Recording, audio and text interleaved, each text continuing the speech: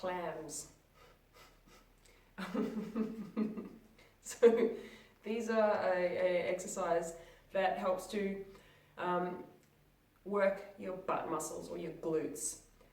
They're a bit of an interesting movement. They may feel a little awkward, but they are super effective at firing up those butt muscles, especially so the outside muscles down the sides. So these muscles here. And these are called your stabilizer muscles. So they're really good for your balance and things like that. As the name may imply, they stabilize your body while you're in an upright position. Because when we don't have those muscles working properly, that's when we're prone to falls and slips and trips and stuff like that. So getting those muscles working the way we want keeps you on your feet, and that's the most important thing. Now with the clam, you start on your side. You're going to try and just casually recline a little. You want to keep your neck as straight as possible, hips facing forwards and feet together. Now all you're going to do is then lift your knee up as high as you can and bring it back down.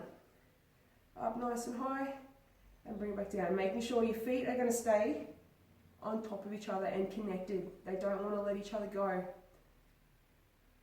You can do squeeze your butt and relax.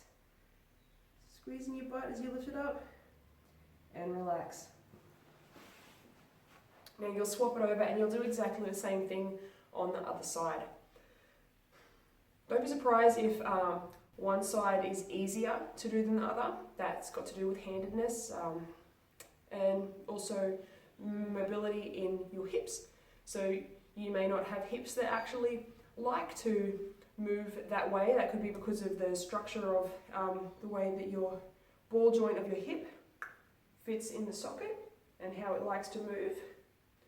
Or it could be because you may have some tightness in the muscles surrounding your hips, whether in your insides of your legs or the tops of your legs. They are all a contributing factor. So just take it nice and slow. You want to really focus on lifting your leg slowly. So you're not trying to like swing your leg up to get as far as you can. It's a very controlled lift, and you're going to get to a point where you're not going to go any further, and you hit that point and you're going to lower it back down. Making sure you lower back down as well and don't let your leg drop.